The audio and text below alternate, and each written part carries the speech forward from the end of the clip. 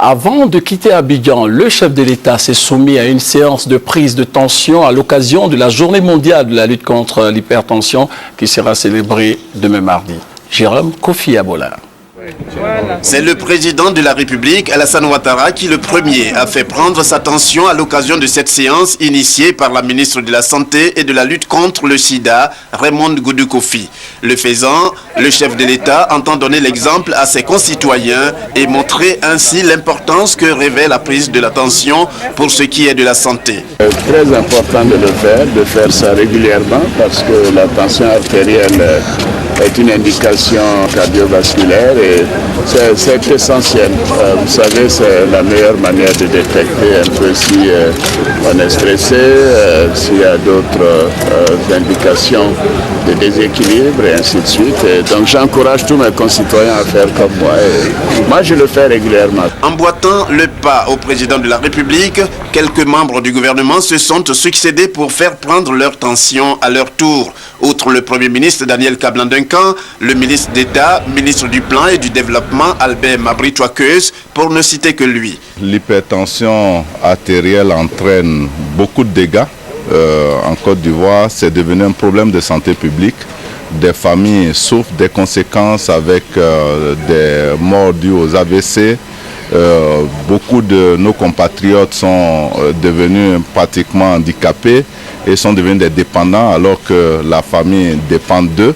C'est pour cela que nous devons nous attaquer à ce problème de santé publique, notamment à travers la prévention primaire. Ce n'est pas compliqué, il suffit de vérifier la tension régulièrement. La ministre de la Santé et de la lutte contre le sida, pour sa part, s'est dite heureuse d'avoir pris une telle initiative, lui permettant d'associer les membres du gouvernement et le président de la République au succès de la Journée internationale de l'hypertension artérielle. Nous avons voulu lancer un message très fort à l'endroit des populations ivoiriennes. Demain, le monde entier célèbre la Journée internationale de lutte contre l'hypertension artérielle. Et donc, nous avons proposé au gouvernement de se prêter à ce test pour que justement la population ivoirienne sache qu'à un haut niveau, avec l'intensité du travail du gouvernement, le gouvernement également prend soin de sa santé et se prête donc à cette prise de tension après un conseil des ministres. Et puis à l'occasion de cette journée internationale du 14 mai commémorée par la Côte d'Ivoire, à l'instar des autres pays du monde, il est demandé pour rappel à chaque habitant d'observer quelques règles en vue de la prévention de l'hypertension artérielle, qualifiée de tueur silencieux. Des règles comme bannir le tabagisme, réduire au strict minimum la consommation de boissons alcoolisées, diminuer la consommation du sel et enfin consommer au moins 2 fruits et beaucoup de légumes par jour. Comme annoncé en début de journal, nous recevons Madame la ministre de la Santé, Raymond Goudou Kofi. Bonsoir. Bonsoir, monsieur. C'est vrai que vous êtes là pour nous donner les raisons de la fermeture des services, là, mais avant, les Ivoiriens, je peux dire, sont inquiets. Les AVC, il y en a quand même, les chiffres sont inquiétants quand même, madame. Oui, de plus en plus. Oui, tout à fait, mais cela est dû à quoi? Non, je pense qu'il s'agit surtout d'abord de stress. Hein. Vous savez qu'aujourd'hui, on court un peu pour la stabilité de notre quotidien. Tout à fait. Donc cela développe bien sûr souvent du stress.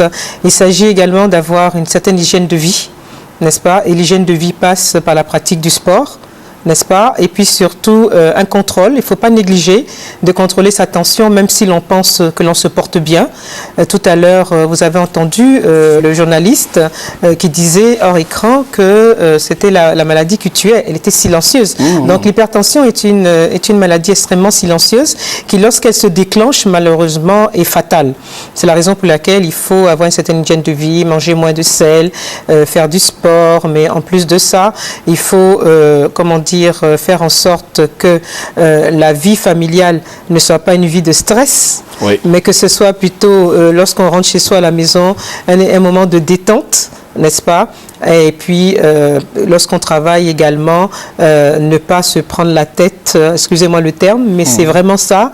Quand on conduit, souvent, on s'énerve au volant. Vous voyez, c'est une sorte d'hygiène de vie qu'il faille avoir pour ne pas avoir des accidents cardiovasculaires. C'est ça, mais ce qui est inquiétant, c'est qu'on nous dit aussi même, les enfants de 10 ans, 20 ans aussi, oui, c'est-à-dire que, comme je dis, il s'agit d'une certaine hygiène de vie. C'est une maladie maladie cardiaque, n'est-ce pas, qui induit des maladies cardiovasculaires. Il s'agit aussi parfois d'artères et de vaisseaux, n'est-ce pas, sous le stress qui donc éclate et évidemment la tension monte et on fait des accidents cardiovasculaires. Il y a plusieurs raisons. Malheureusement, les enfants peuvent être concernés. Des enfants, des jeunes, mais il y a également le tabac. Vous savez que le tabagisme est un inducteur justement de problèmes cardiovasculaires. Voilà, donc nous avons fait une campagne dernièrement anti-tabac et nous espérons que les infrastructures d'accueil, n'est-ce pas, les bars et autres, les restaurants, respectent ce que nous avons proposé. Et d'ailleurs, nous allons passer aux endroits où nous avons opposé des affiches et tout.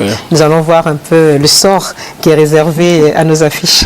Merci madame, je ne pouvais pas ne pas vous poser ces questions, surtout à l'occasion de cette journée mondiale de lutte contre l'hypertension qui est célébrée à partir de demain. Mais vous êtes sur ce plateau pour donner les raisons de la fermeture des services de la néonatologie et de la maternité du CHU de Yopougon.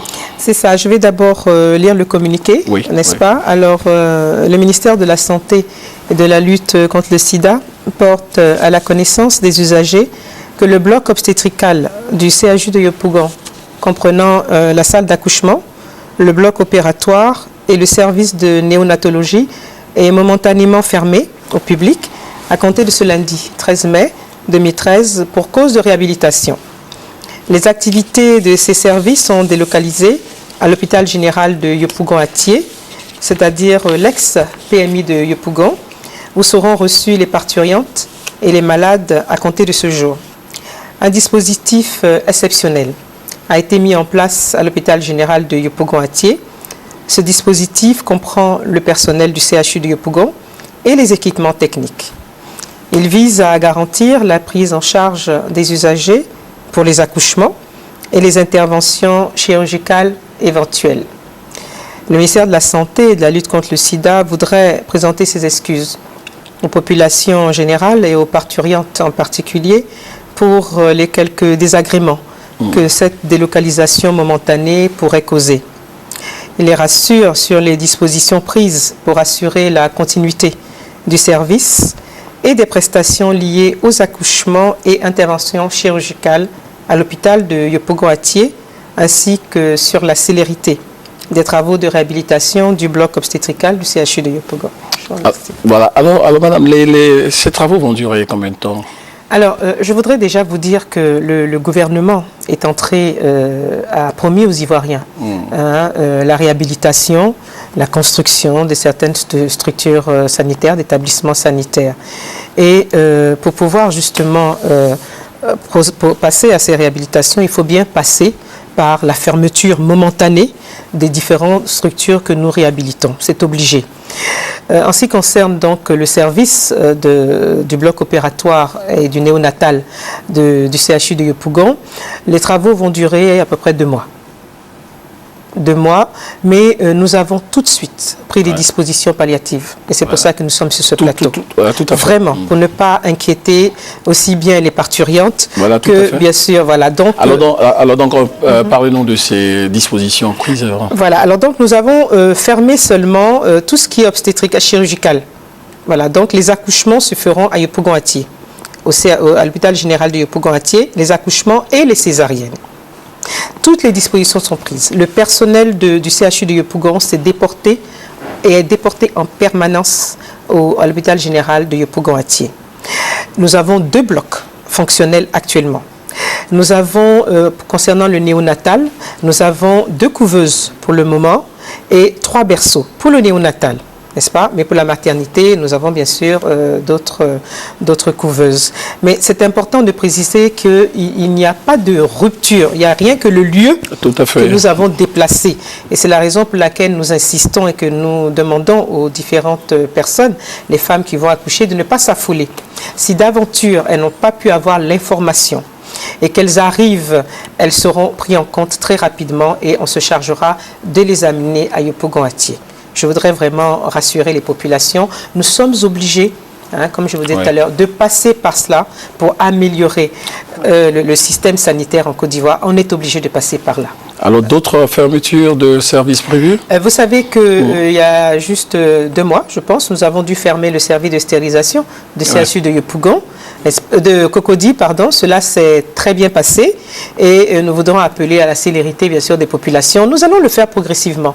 Et progressivement, nous viendrons, n'est-ce pas, si vous nous le permettez, nous viendrons bien sûr informer les populations afin que vraiment les personnes, que les gens acceptent, n'est-ce pas, que nous puissions passer par ce forceps, puisque nous parlons d'accouchement, obligatoire pour pouvoir réhabiliter nos différentes structures sanitaires. À l'intérieur du Péry, ce sera la même chose.